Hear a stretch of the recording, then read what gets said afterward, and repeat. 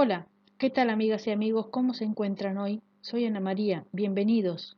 Espero que se encuentren muy bien. Los invito nuevamente a nuestro canal a ver un nuevo video, un nuevo caso.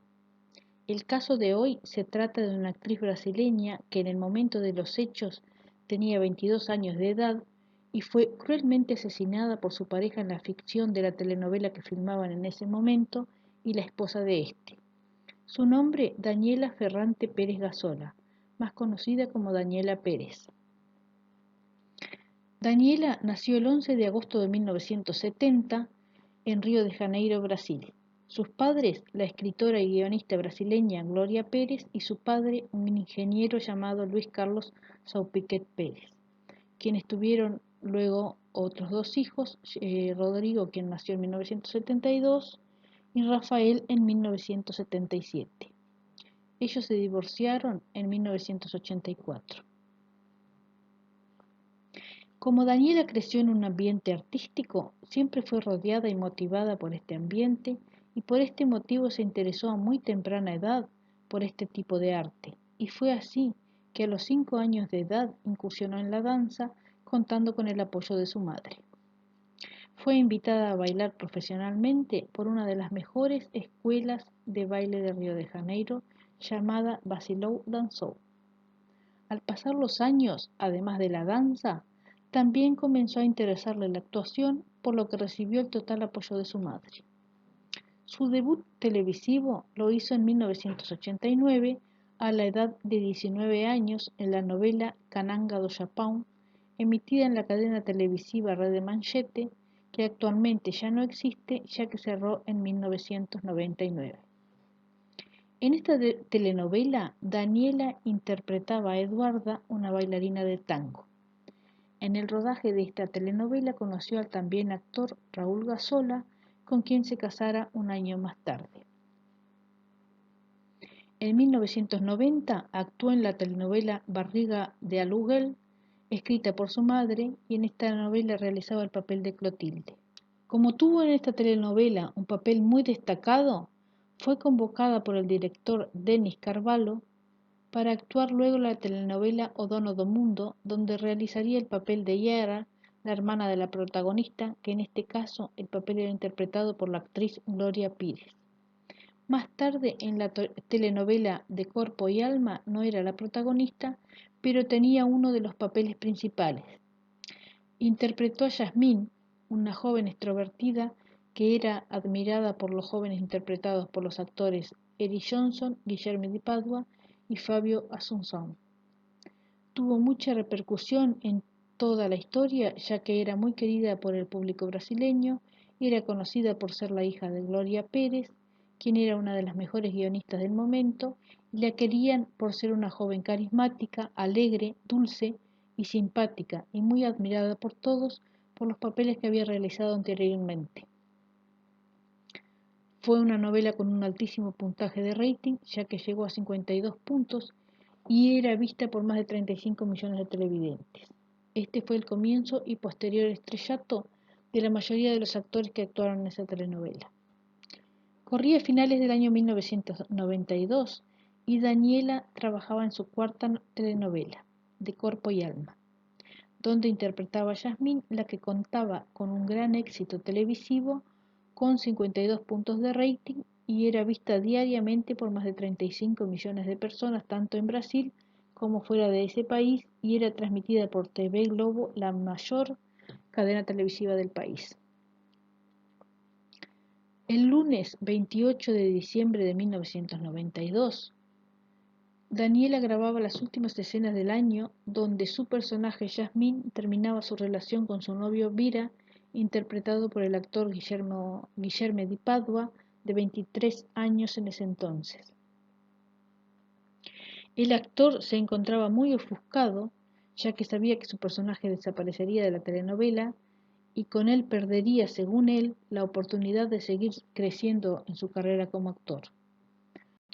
Fue entonces que en un ataque de ira y llanto salió una vez más a buscar a Daniela a su camarín de la televisora para incentivarla una vez más a que hablara con su madre, quien era la escritora y guionista de dicha novela, para que mantuviera su personaje y que no lo hiciera desaparecer.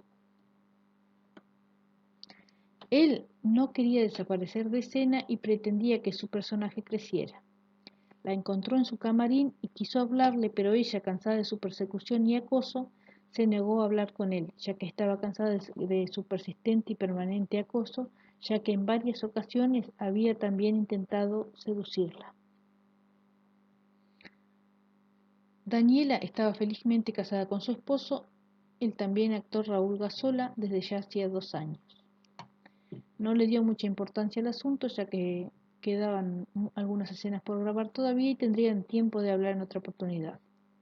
Como Daniela se negó a hablar con él, se retiró de los estudios muy enojado y se fue a su departamento que compartía con su entonces esposa Paula Thomas, de 19 años, quien estaba embarazada de 4 meses.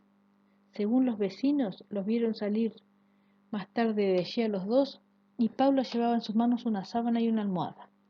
De allí se fueron nuevamente a los estudios de televisión, ya que Guillermo debía seguir grabando. Paula se quedó en el asiento de atrás del coche tapada con una sábana que había llevado y Daniela y Guillermo terminaron de grabar alrededor de las 21 horas y salieron juntos a saludar a sus fans y a firmar algunos autógrafos. Se despidieron normalmente y se fueron cada uno por su lado. En el camino, Daniela se detiene en una estación de servicio a cargar combustible. Guillermo y Paula la venían siguiendo sin que ella se diera cuenta y cuando fue a salir se encontró con el auto de Guillermo que no le permitía el paso.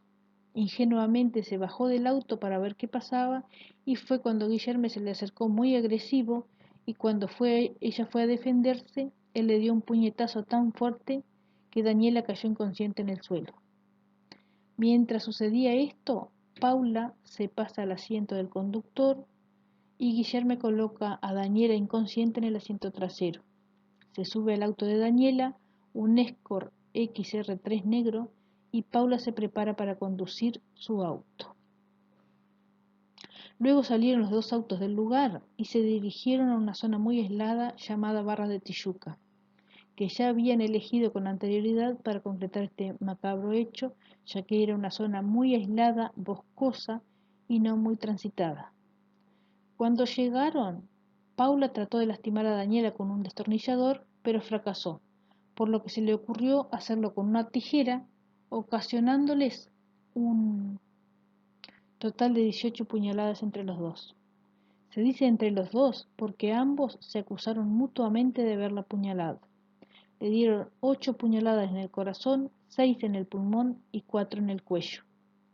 La dejaron tirada en los matorrales y se fueron a descansar a su casa como si nada hubiera ocurrido, pasando antes por una estación de servicio a lavar el auto y luego haciendo una vida normal y sin ningún indicio de remordimientos. Paula llegó al apartamento y se acostó a descansar ya que estaba embarazada de 4 meses y Guillermo salió a caminar por Copacabana, donde se deshizo del arma homicida arrojándola al mar para nunca ser encontrada.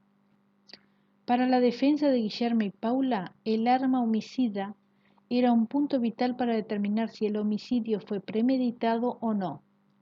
Ellos dijeron que la habían apuñalado con una tijera que tenían en el auto para abrir sachet de leche, pero el perito forense determinó que las heridas no correspondían a las de una tijera, sino a un puñal o daga, por lo que se puede determinar que fue un homicidio premeditado, ya que cuando fueron al encuentro con Daniela, llevaban consigo el arma con la que iban a perpetrar este horrendo crimen. Ellos pensaron que habían cometido el crimen perfecto, pero no existe el crimen perfecto, ya que siempre hay algún testigo, aunque sea involuntario. A pesar de planificar hasta el último detalle, elegir ese lugar por ser desolado, por nunca pasar nadie por allí, justamente en ese momento pasa una persona que los vio y fue testigo primordial en el caso, el abogado Hugo da Silveira. Dice que iba conduciendo y vio en actitud poco usual a 2 mujeres y un hombre y 2 vehículos estacionados al costado del camino.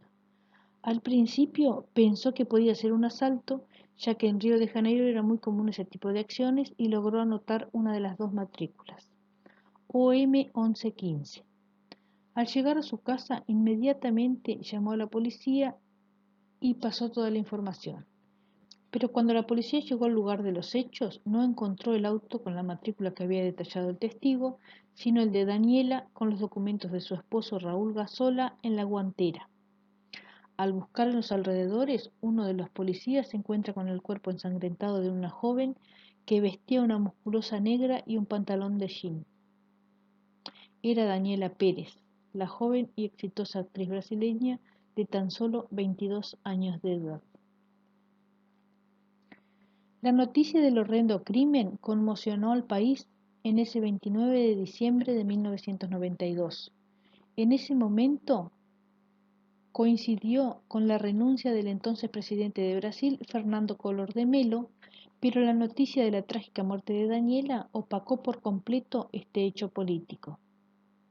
Apenas se confirmó la identidad del cuerpo encontrado, las autoridades inmediatamente se contactaron con la familia de Daniela, sus padres y su esposo, quienes fueron conmocionados por la terrible noticia a la seccional policial, donde se encontraron con Guillerme, quien se encontraba igualmente conmocionado y sorprendido por este terrible hecho. Abrazó y consoló a los deudos con el mayor descaro y cinismo que uno se puede imaginar. La prensa registró estos momentos mediante fotos y videos. Por dentro se sentía victorioso por la venganza que había concretado horas antes. Se sentía impune y que jamás se sabría la verdad, pero esa victoria no le duraría mucho tiempo. Al día siguiente, la policía iría a los estudios donde grababa Daniela con el número de placa que le había proporcionado el testigo que vio los autos en la carretera de Barra de Tijuca y que también dijo haber visto a Paula Thomas en la escena. Buscaron por todo el parking, pero no encontraron el número de placa que le había proporcionado el testigo, sino una muy parecida. Coincidía en casi todo, menos en una letra. Esta era LM1115, un auto Santana azul metálico que pertenecía al suegro de Guillermo de Padua. Se pudo notar fácilmente que habían puesto una cinta tapando parte de la matrícula el día del crimen para de esa manera no ser identificados. Al principio, Guillermo negó todo por lo que se le acusaba, pero finalmente terminó confesando el crimen.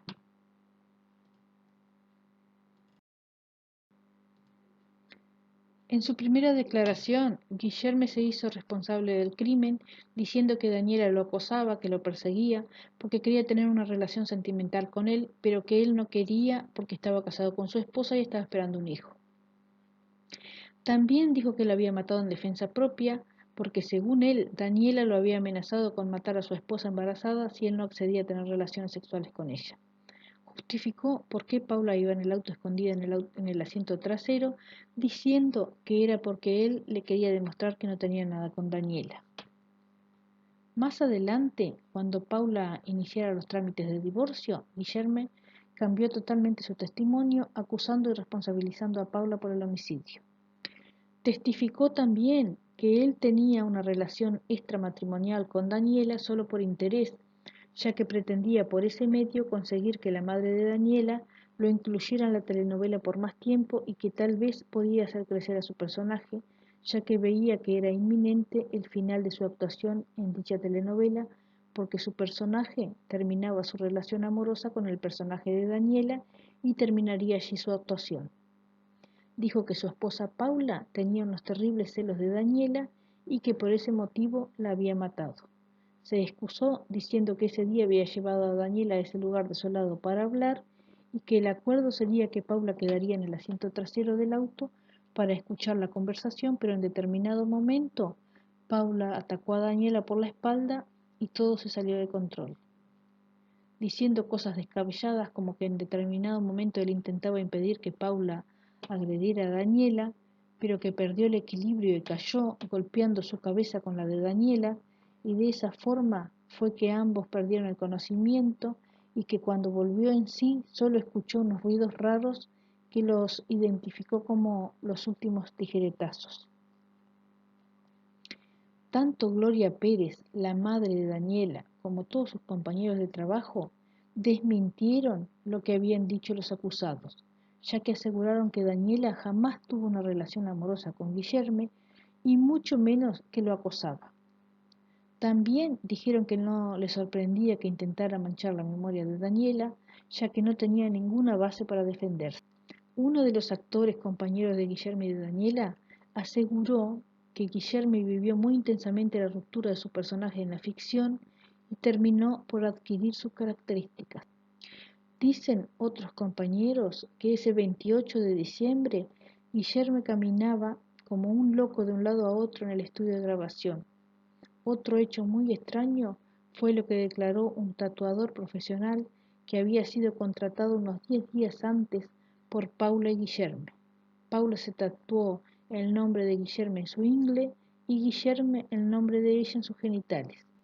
Esto parecía un pacto por lo que tenían planeado hacer. El jurado finalmente aceptó la versión de que Guillermo intentó seducir a Daniela por interés, ya que su madre era la guionista de la telenovela que él trabajaba, y de esta manera pretendía permanecer más tiempo en ella, dándole más tiempo de permanencia al personaje.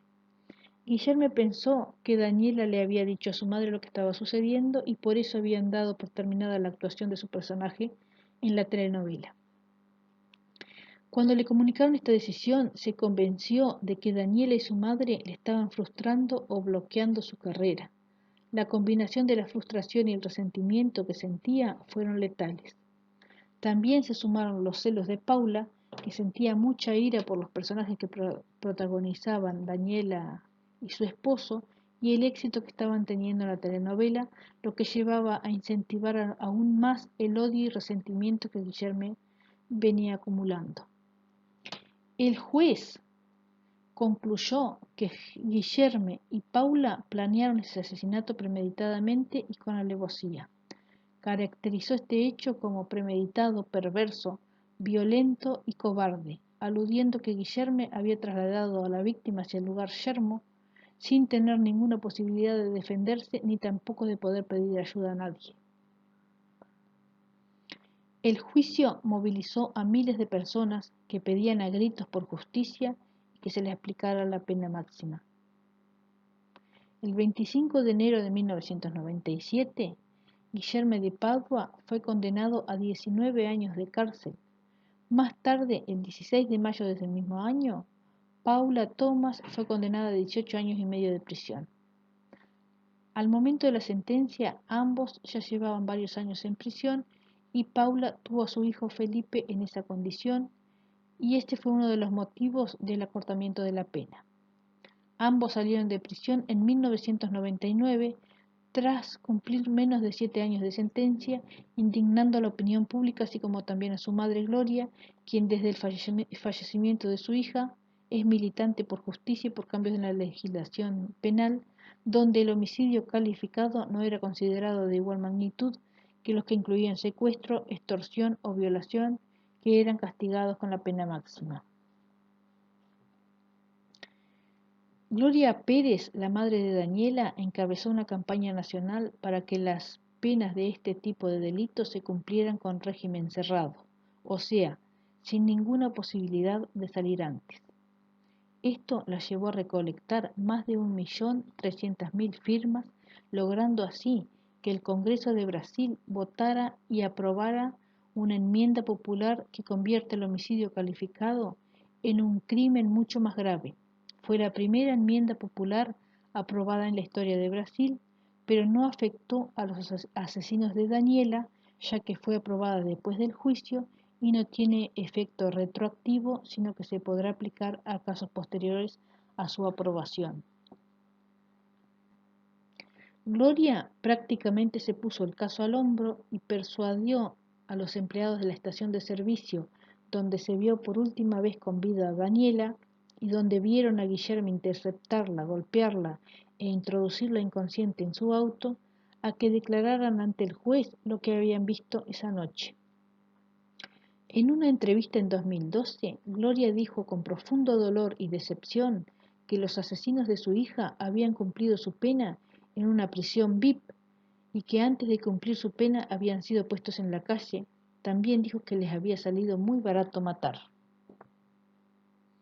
En marzo de 2002, el juez Gustavo Horta dictaminó que los acusados debían indemnizar tanto a la madre de Daniela como a su esposo con una suma de 500 salarios mínimos cada uno.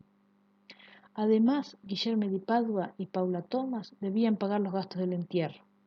Debido a las reiteradas apelaciones, esto se fue posponiendo durante años y fue recién el 29 de abril de 2016 que Gloria y Raúl lograron el reclamo de indemnización por daños morales y materiales contra los acusados. Luego del asesinato de su hija, Gloria Pérez dejó de escribir guiones para telenovelas por un lapso de 3 años, ya que este doloroso hecho la consumió. Guilherme de Padua nació el 2 de noviembre de 1969 en Joachim, estado de Minas Gerais, Brasil. Se mudó luego a Río de Janeiro para intentar suerte como actor, pero no llegó muy lejos. En 1990 había hecho una pequeña aparición en una novela de Rede Globo, Mico Preto. Luego, su segunda y última oportunidad fue en la telenovela En Cuerpo y Alma, donde realizó su último trabajo como actor.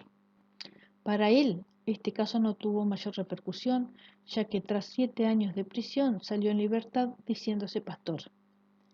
Tras salir de la cárcel, Guillermo comenzó a trabajar en la Iglesia Bautista de la Lagoinha, en Belo Horizonte, desde 2017, profesando el amor por el prójimo, diciendo que seguía por la palabra de Dios, viviendo su vida libre, sin vergüenza ni remordimientos. También lanzó un canal de YouTube para hablar del sistema penitenciario de Brasil y también de religión. Fue un ferviente defensor del entonces candidato a presidente de Brasil, Jair Bolsonaro, provocando repudio entre muchos brasileños.